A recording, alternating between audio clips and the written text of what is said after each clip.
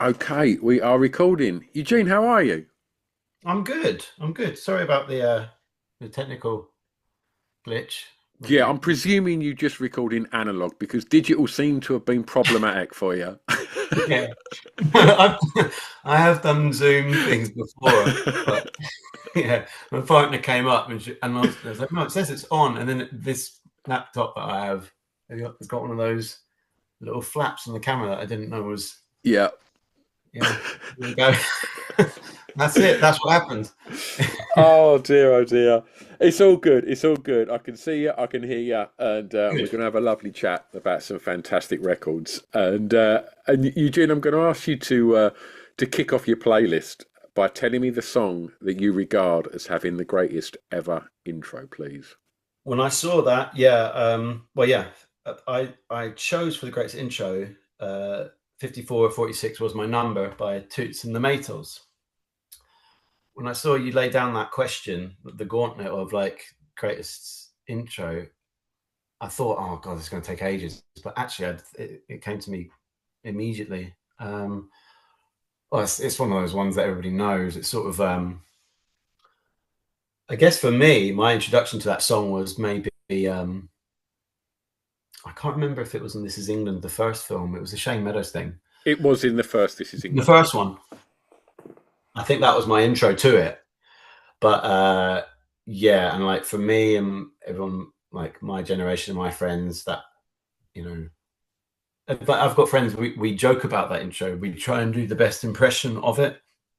Mine is useless, but I have a friend who would, yeah, he can just he's quite convincing. He kind of Yeah. because you kind of have to really go for it, you know. Yeah, oh, 100%.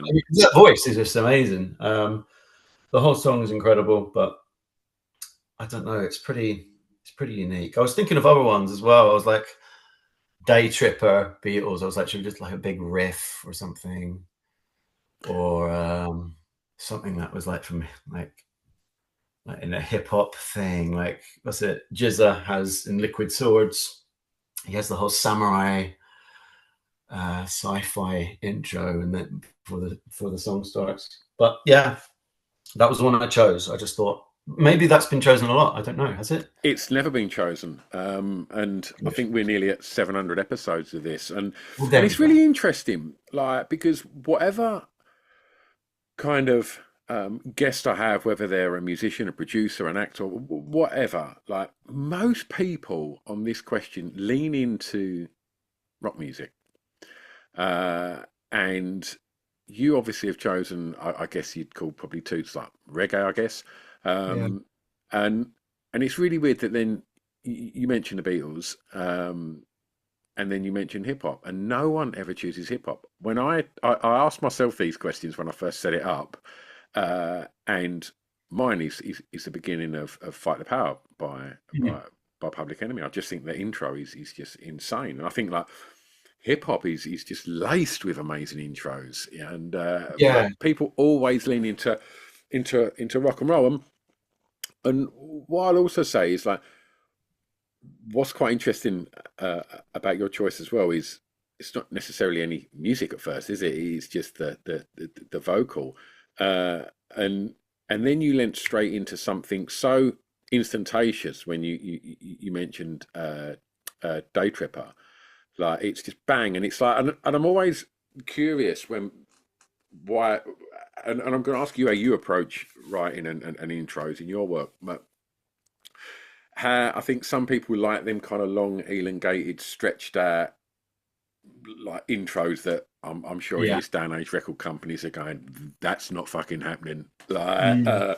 whereas others just go, no, I want help by the Beatles. I want bang straight in. I want first chorus, middle eight chorus, finish. Like so, Mm. with all of that in mind, like when you're writing, how do you approach it? Is there a formula that you sort of lean on, or is it just well, whatever works with the song? Whatever works for the song. There's no real formula. Although you mentioned with rock music, I've done a lot of rock style music in the past, and yeah, opening a song with a big riff. Sometimes that's the way to go. Um, but no, there is no formula because like I think so, a lot of the time, whenever I write songs, they kind of the intro is one of the last things that I think about. A lot of time, songs for me are kind of written on almost backwards, and then you arrive at the intro and you decide what it is. But a lot of my songs don't really even class as even having one. I'm a big fan of things that just sort of melt in. Van Morrison, Astral Weeks, or like Marvin Gaye, I Want You, where sometimes it's like the start of a song is almost like someone's just opened to a door to a thing that's already been going on. That can be intoxicating. But this song is more like someone's going, bang, here we go. What's going to happen next, sort of thing. And I don't think there's no formula for whatever I do. I think it's all about kind of like discovery. It's all about, well, if something feels new, then go for it. I'll probably say my two favourite albums are Astral Weeks and What's Going On. And if I ever had to describe it, I will be nicking what you've just said. Somebody has opened the door and there's already something going on. Because like Mercy, Mercy Me is exactly that. It's like the song's already going by the time you get to it. And it's like, and you could say the same for Madam George. Like, that's perfect. Perfect. I Want You, by Marvin Gaye, but also I Want You, that really has that sort of element to it as well. And like it's already been going on without you. Yeah. You're just stepping in. That's great as well. Yeah. Yeah. I'm nicking that off you, mate. That's fine. And I will tell everyone it was my own as well. Right, I'm going to ask you now, Eugene, to tell me the first song that you remember hearing that had an emotional impact on you, please. That was tricky, but I did go with the Beatles on this one. Although I confess, I don't know who did it originally, because it's on the it's a childhood memory of mine when I was very, very young, being in the car, my parents driving. Like, I think my mom was driving my dad to work in our old beat up Ford Escort, and we had cassette of Beatles live at the BBC, and I was too young. It was like, I think I was like 7 or something. It was so before an age where music really starts becoming a thing, so it was still, but it was them singing the cover. I think To Know Her Is to Love Her. And it was just I just thought it was very tenderly done, the harmonies and everything. And I just have a childhood memory of being in the car late at night and I don't know, just mum driving us through, I don't know, the satellite towns of London, and hearing that. And I think I didn't really know what the Beatles were at that age, but it was just sort of this kind of beautiful kind of noise that has just been part of my psyche for nearly as long as I can remember. And I don't know what else to say about that, because it was I don't know, it was just very, very tender, that song. It's very, and I could have chosen like anything off that, but that was my kind of introduction to sort of vocal harmony and just staring out the window basically as a kid. And it was if you had very, to pinpoint, very romantic song. If you had to pinpoint the emotion, what do you think it was? I don't think I really understood it, because as I say, I was like 7 or something. So it's things about love and like real, I don't really know, but it was just very kind of melancholy. I've always been melancholy, but I think, But I think that's what's really interesting about what you've just said there, because I think so many people's choices that they've chosen over the years on this show, like, sort of leans into, up until then, music was just little melodies and just infectious tunes, and then all of a sudden something kind of just resonates a little differently to like how it has before. And I think that moment's like really exciting and like because I remember it hurt. I remember listening to it. I remember like it hurt. I was like, ouch.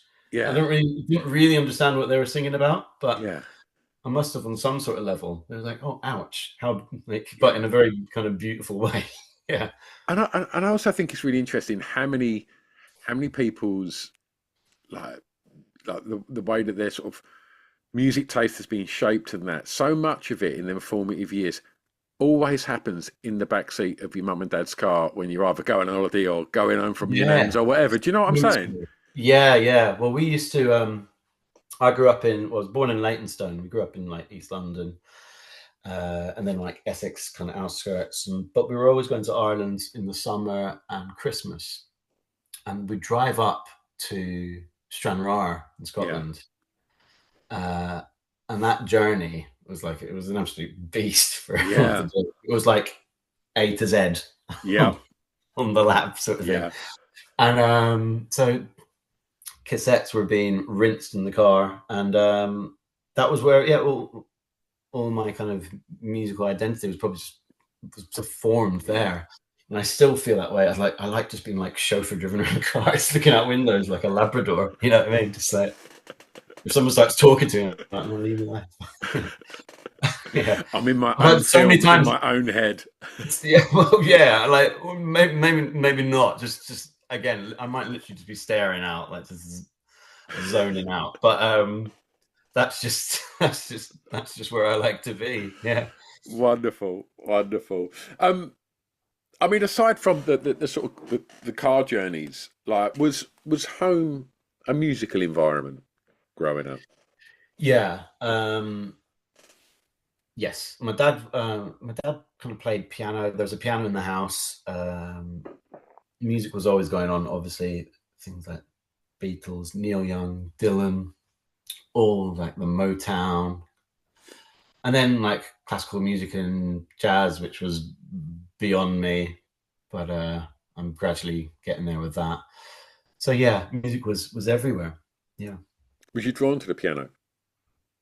Uh, Not really. It was sort of like I've got a younger brother who's amazing at that, and I remember attempting sort of lessons vaguely, but I just couldn't get my head around it. Too many buttons, Yeah, and but I got round to it eventually.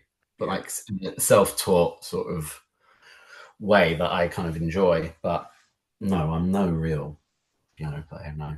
yeah. Okay. Tell me the song that reminds you of your time at school, please. I put down for that. Did I put down Dr. Dre? Hmm. I put down Dr. Dre and I put down What's the Difference? That, but I could have put down anything from that 2001 album. I could have said a whole bunch of things. I could have said like Fatboy Slim because that was like the first CD I remember buying in Woolworths.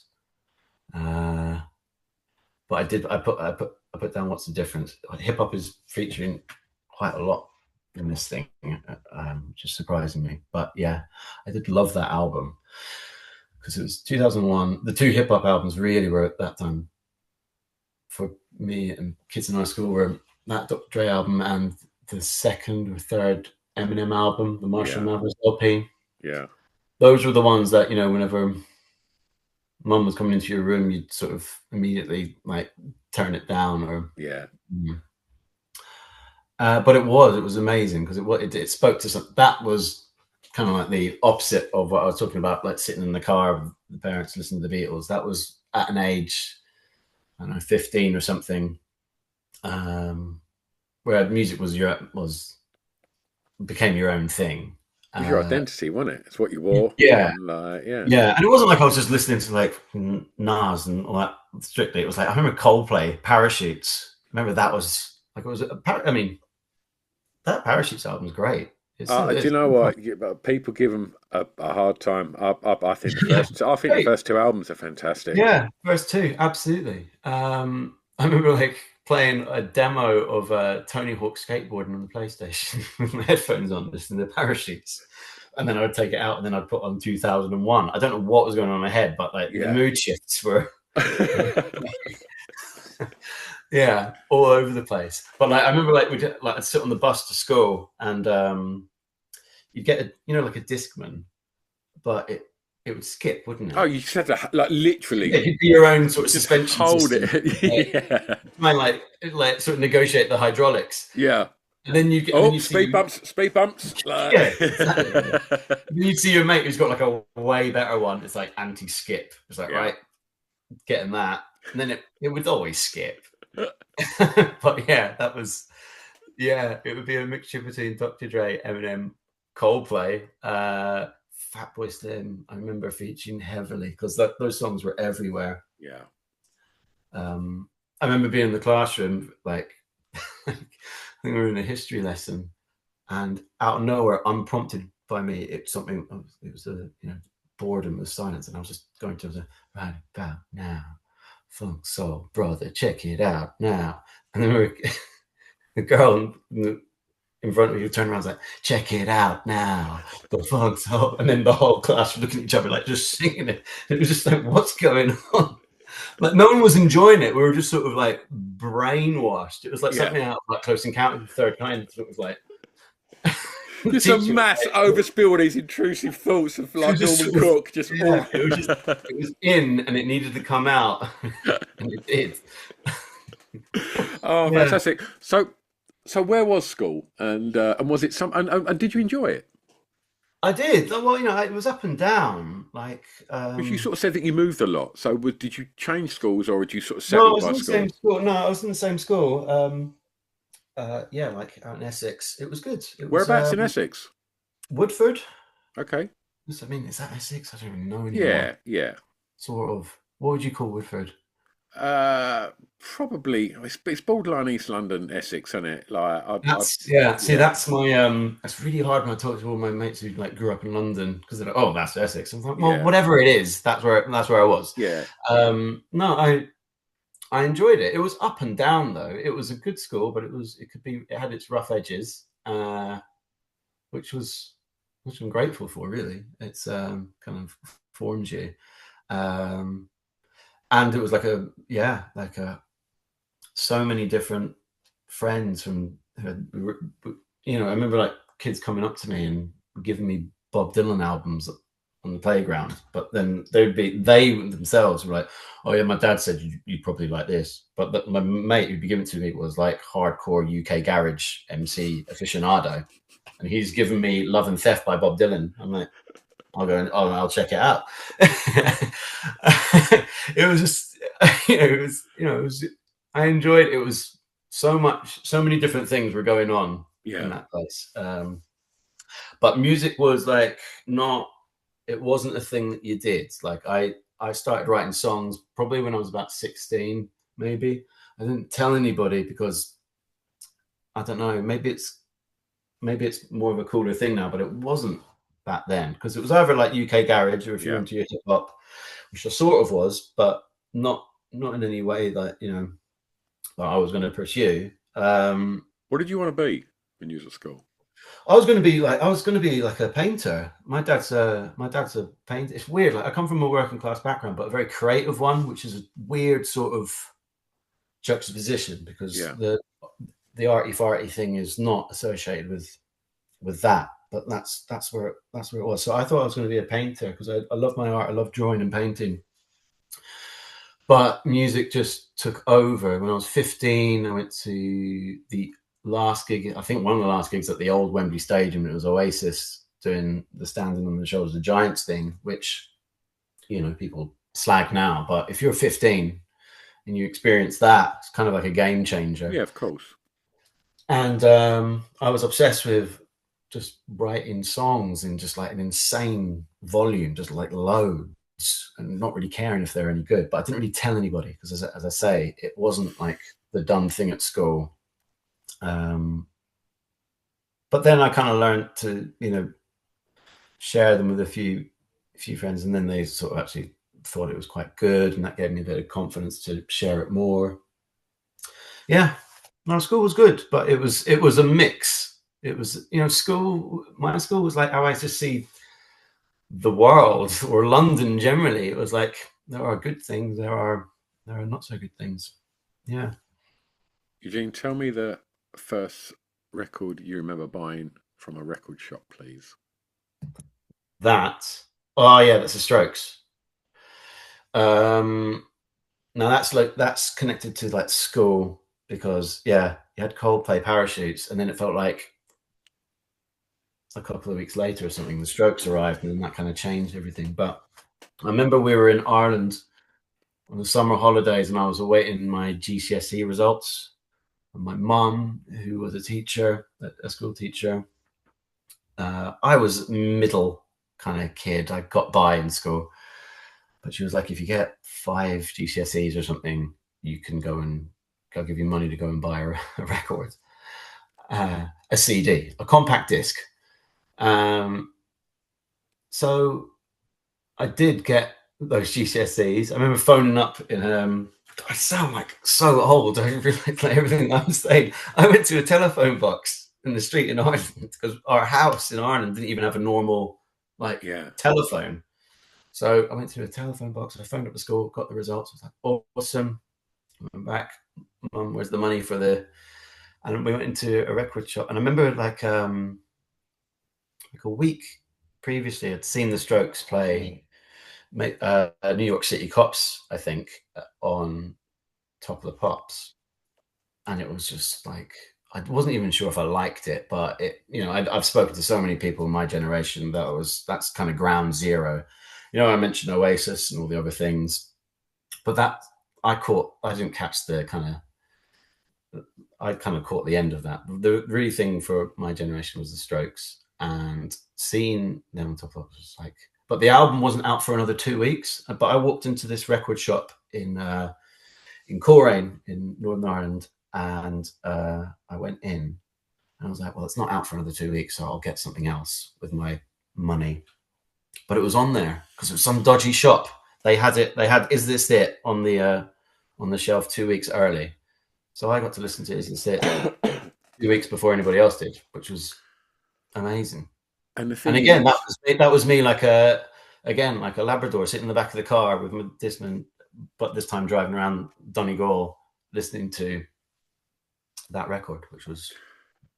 And I remember that I think the first show they played in the UK was at Colchester Arts Centre in just up the road, and there was so much hype around this band, and then I wouldn't say it was my generation, but I was DJing in my club, and it was that was I caught the Stone Roses, and then I suppose you could say I caught grunge, and then Oasis. I've kind of through working in my venue and that, I've just kind of enjoyed all of them scenes, and then all of a sudden there was this hype around this band from New York, and it was like, they sort of sound a bit like Velvet Underground. They've got this Lou Reed thing going on, and then you see them, and they're like cool as fuck. Like all of them just look like rock stars, and then you hear New York City Cops, and you're like, holy shit, this is amazing. And then the album drops, and it's like absolutely start to finish, just incredible, absolutely incredible. And I can only imagine if you're 15, 16 and you're trying to find like the next cool thing and a bit of identity for yourself, and you see them boys and you hear that album, it must have meant everything. It was a new language, really. It was like, I didn't think about guitars in that way. I hadn't thought about singing. Like everything about it was beautiful, and I just like, I knew Lou Reed and that music at that point. I was really into my music, and I knew the things that they were kind of riffing off, but it was still, there's just something so beautiful about it. I loved how everything sounded like it was sort of peaking in the speakers a bit, but it was played gently and sung gently, but it was just, I still love that album so much. And like, I still love loads of things they do, but that first record is special. Production, I think melodically it's just so gorgeous. Every component. I'm going to ask you now to tell me the song that soundtracked your year's clubbing. I didn't really do any clubbing, but I did a bit. But I thought this was a hard one for me, but I just thought, I love the fact that all your mates are out listening to UK Garage, and you're at home listening to your mates steal an album. I joined them. No, I did. I would go. Face like a Labrador, just out the window, just listening. They all thought I was weird, and fair enough. But my clubbing was, I had to choose Daft Punk from the Alive album. I think I love that live out. It's just called Alive, isn't it? But what's it called? I keep getting the name wrong. Was it Harder, Better, Faster, Stronger? I love that version. I think it starts with the Around the World, doesn't it? It's like a mesh, and then just love everything that happens. I love the bit where it says "Our work is never over." I love that as a lyric. I think, and the way that kind of drops and it all comes. It's just love all that. I could have said loads of things on clubbing. I was thinking of like, thinking of Prodigy, and I was thinking of Exterminator, Primal Scream, actually. Yeah. Which I really do love. So where was clubbing then? Would you go into London to like find an indie night or like? Yeah, I suppose so. Yeah, it was everywhere. What was I was only talking about this the other day. What was the one in by the Astoria on Oxford Street? Oh, yeah, it's too long ago now. But What the not Plastic People? it was on Oxford Street by Tottenham Yeah, Court Road. But yeah. everyone will know what I mean. Yeah, if Joan was here, she'd know what. Yeah, it was all pretty. It was round there, Soho. It's all a bit of a blur, as the anything clubbing kind of should be. There was a lot of Dalston, a lot of East London. Yeah, but yeah, it's a blur. Yeah. Did you get along to Trash? Was that all happening for you then? Trash, Errol Hawkins No, club around the sort of early no, that 2000s. doesn't ring a no, that doesn't ring a bell. I didn't go anywhere like regularly. Like there wasn't like a regular haunt. Sure. It was just like I had such like a wide network of people that would drag me from pillar to post to different places. London was devoured, but I didn't really remain loyal to any sort of scene really, because I always felt like an outsider really as well. Yeah. I'd have, I'd do one thing and then that would be the last thing I'd want to do for Yeah. a while. I'd go and do the opposite, cleanse the palate. Of course. Well, look, from clubbing, let's get you on, and I'm going to ask you to tell me a favourite song from an artist from your home county, please. All right. So we mentioned Van Morrison, didn't we? So I'm going to go with him, Gloria, and it's off the Is It Too Late to Stop live album, I think. So this is another live track, and I listened to this a lot. I was listening to this morning, and Van Morrison is like a few different animals. We were talking about Astral Weeks earlier, and he's a few different things to a few different people. But live on that Too Late to Stop thing, it's just like a masterclass. Like you can see his knowledge of like soul and blues. There's Sam Cooke in there and an amazing backing band that he has with the horns, but then what he does with his voice is just, I can hear people nowadays like Nick Cave, and I see Nick Cave do live things. I can tell he's definitely kind of aspiring for things that Van did on that album. And I think with Gloria, if you hear the audience in Gloria, they're part of the band as well. So yeah, he's from where he's not too far from where all my family are from. So I can identify with that fella. Absolutely. As a Dylan fan as well, are you familiar with his version of "It's All Over Now, Baby Blue" with them? Yeah, stunning. Oh, yeah, is that them? Is that when he's in them? It is them, yeah, and sampled brilliantly by Beck as well. Beck sampled the opening lick to that. That he absolutely nails that. Yeah, he makes it his own. Yeah, I was listening to another Dylan. I was listening to Brian Ferry doing some Dylan the other day. Oh, really? Yeah. He did a whole album of Dylan covers. Oh, okay. I didn't know this. Yeah, because you got Adele. Adele did a cover of Dylan. What was it? To Make You Feel My Love. Yeah. But before that, Brian Ferry did a version of it, which if you listen to it is really stunning. And he's got a great version of If Not For You, which he completely just does his. He just kind of like drenches it in sunshine and melody, and it's still there's a bit of a tangent there, but that's what I'm doing. No, absolutely. Like this is the bonus for this sort of podcast for me is to sort of find out about stuff that I've not heard before. Well, your last track, it's an opportunity to do basically what I've just said, and that's to tell the listeners of this show about a song that they may not know that you would like them to hear. Right. Well, I don't know if they don't know it, but I was thinking of a Brian Eno song, which is like an instrumental called "The Big Ship," and it's on his Another Green World album. I don't know much about Brian Eno. I know bits and bobs, but that song and that record caught me. You know, music. You know, you can you can go looking for things in music and find things, and other times things just sort of land on you at an experience in your life. And The Big Ship was a song that happened to me just incidentally. I was listening to it one morning. I was on what was that street called? I was just outside Great Ormond Street Hospital. Basically, my daughter had just been born, and there had been complications, and it was just after lockdown, and there was a lot of drama.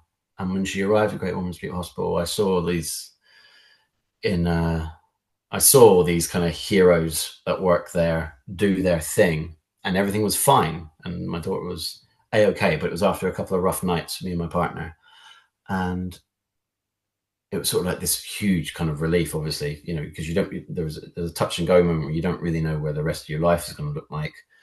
And then I remember going downstairs. That's it. I was on Lamb's Conduit Street, and I was running down to get coffee and croissants from my partner, who was upstairs, very tired. And I knew that I just knew everything was okay, and I was just very, very, very happy. And the universe was just sort of, you know, fatherhood had just happened to me. And I was just going to get coffee, and I think I had my headphones on. It was a very, very sunny day on Lamb's Conduit Street, very early in the morning, and my iPhone, it was on shuffle, and then that song came on, and I remember that was I just found it.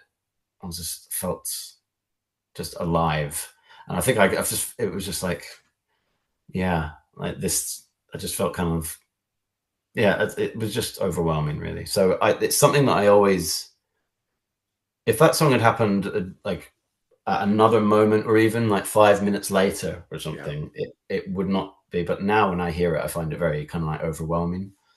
It's a very simple thing, but it just has this sort of beautiful sort of like enraging thing, like everything, like, you know, the universe is swirling, everything is okay, you know, and let's I don't know, celebrate, I suppose.